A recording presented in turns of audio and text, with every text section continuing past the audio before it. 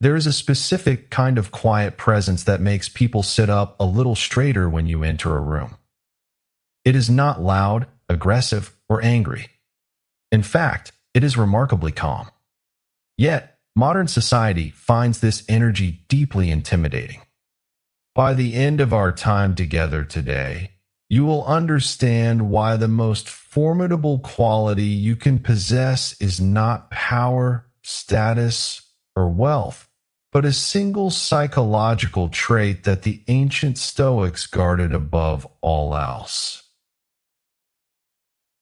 This trait makes you entirely uncontrollable to those who rely on social masks, and it starts with how you choose to speak your truth. When we hear the word intimidation, our minds often jump to physical dominance, loud voices, or hostile posturing. But that is a surface-level understanding. True, deep-seated intimidation is quiet. It is the weight of a man who is completely grounded in reality. In a world built on performance, white lies, and superficial pleasantries, a man who operates with absolute honesty becomes a disruptor. He does not play the game of social inflation. He does not bend his opinions to match the room. This makes him a mystery, and humans are naturally intimidated by what they cannot easily categorize or control. This kind of honesty is not about cruelty. It is not about using truth as a weapon to hurt others. The Stoic philosopher Epictetus taught that it is not what happens to you, but how you react to it that matters. When you choose to embrace the truth rather than run from it, you reveal your core character. The man who can look at reality, acknowledge it without sugarcoating, and remain calm is a man who cannot be manipulated. And that is precisely what makes him intimidating to those who rely on deception to navigate their lives. Let us clear up a common misconception. Being intimidating in this manner does not mean you are unkind. In fact, it is the exact opposite. You are capable of immense warmth and genuine kindness, but only when it is real. You do not offer performative politeness. If you do not feel a certain way, you simply do not pretend that you do.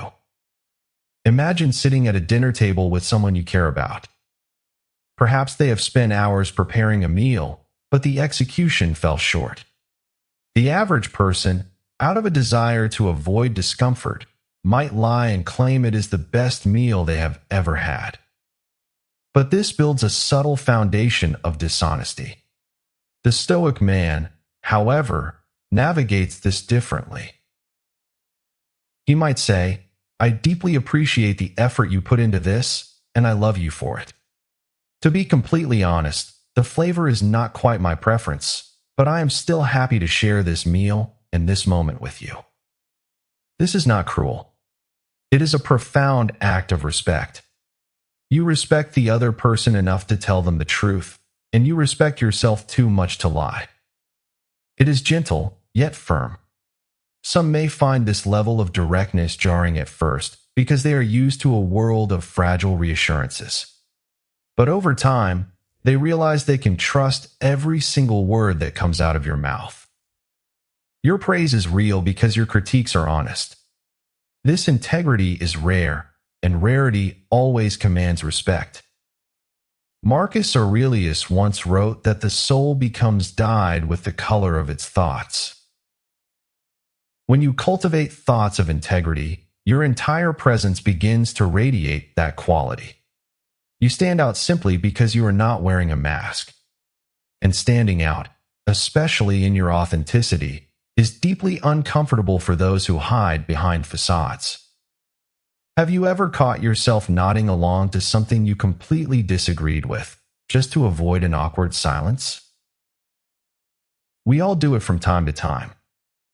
But ask yourself, what is that silent compliance costing your soul? Another reason this calm honesty is perceived as intimidating is how you handle your own mistakes. In modern culture, admitting a fault is often viewed as a weakness, so people spend enormous energy defending their errors, deflecting blame, or burying their guilt. But a man practicing Stoic principles does something entirely different. He owns his mistakes immediately, accepts them, works to correct them, and moves on without self-flagellation. Why is this intimidating to others?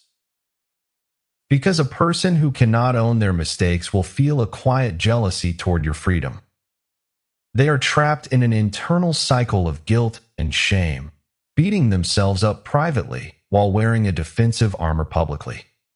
When they see you easily say, "I was wrong, let me fix that," they are witnessing a level of self-mastery they do not possess.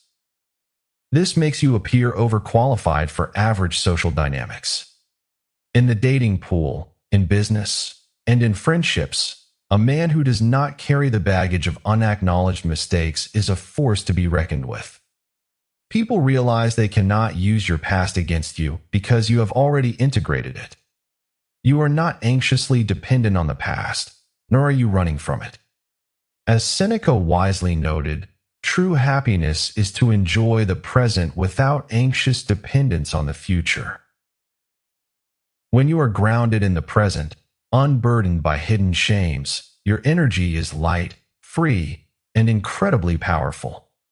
Others feel they have to stretch just to keep up with your level of personal accountability. This naturally leads to the standards you set for the people around you. Because you hold yourself to a high standard of self-reflection and ownership, you naturally expect the same from those in your circle. You expect your friends to speak with integrity. You expect your partner to show up fully. You expect your colleagues to take accountability for their roles. You do not demand this through anger or loud lectures. You demand it simply by refusing to participate in their excuses. When someone attempts to deflect blame onto circumstances or bad luck in your presence, and you respond with calm, silent observation or a simple, direct question, you hold up a mirror to them. Most people are deeply uncomfortable with accountability. They would rather blame the world than look inward. When your presence forces them to acknowledge their own shortcomings, they experience a sharp psychological discomfort. Rather than doing the hard work of changing, they project that discomfort onto you and label you as intimidating. But you must realize that this label is not a reflection of your hostility. It is a reflection of their unheeded growth. You are not making them feel small. Your standard is simply highlighting how small they have chosen to remain. That is their work to do, not yours. Epictetus reminded us that no great thing is created suddenly. The standard you set is built through 1,000 tiny, daily choices to choose reality over comfort. Every time you refuse to lower your standards to make someone else comfortable, you strengthen your inner fortress. Consider how this plays out when a relationship or a project is simply not working. A man of quiet honesty does not let situations drag on in a gray area of unspoken resentment. He initiates the difficult conversations. He does not do this to create conflict, but to find clarity. Picture this. You are dating someone, and you notice a subtle pattern of behavior that signals a mismatch in values. Perhaps it is a small detail, like how they treat service staff or a subtle lack of generosity in daily interactions. A passive man stays silent, letting his frustration fester into resentment. But you choose to address it head-on, with calm curiosity. You might say, "I noticed how we approached that situation differently, and it made me wonder about our perspectives on generosity. I value mutual support and giving. What are your thoughts on this?" This level of directness is terrifying to people who prefer to sweep problems under the rug. It forces them into a space of self-reflection. It shows that you are actively observing, analyzing, and deciding if this connection aligns with your path. You are exercising power over your own mind, not trying to control external events. You are simply deciding what you will allow into your life, and that clear boundary setting makes you highly respected, yet incredibly intimidating to those who prefer to float through life without being questioned. Let us take a moment to reflect on your own life. Think about the last time someone stepped over a line with you. Did you speak up in the moment, or did you wait until you were alone, replaying the argument in your head? When a boundary is crossed, the Stoic man speaks up immediately. He does not wait for his anger to build. He does not seek to punish the other person, nor does he look for their validation. He speaks purely so that his boundaries are clearly defined and understood. He might say, "I want to clarify something. What just happened crossed a boundary for me, and I need to ensure we do not repeat that.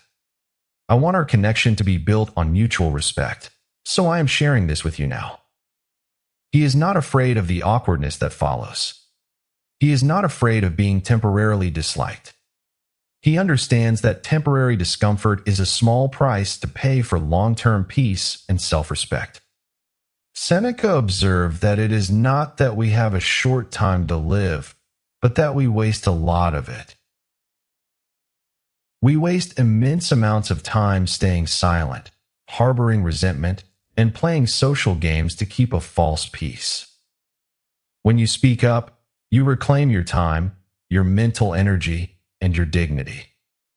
You signal to the world that you are a man who cannot be pushed around, not because you are aggressive, but because you are unbending in your self-respect. Finally, this honesty extends to how you express your feelings. In a world dominated by dating strategies, mind games, and calculated text response times, a man who is simply honest about his intentions is a rare phenomenon. If he likes someone, he says it. If he is no longer interested, he says it. He does not string people along out of cowardice. He does not use ambiguity as a safety net. If he realizes a connection is not a fit, he has the courage to say, "I have truly enjoyed getting to know you, but I do not feel the romantic connection I am looking for. I want to be honest with you because I respect your time." This level of clarity is incredibly liberating. It prevents misunderstandings and cuts through the noise of modern communication. It is intimidating because it requires the other person to either rise to your level of maturity or step aside. It shows that you do not fear rejection, nor do you fear the discomfort of delivering bad news. You are anchored in your own worth, and you treat others with the dignity they deserve. This way of living is not easy.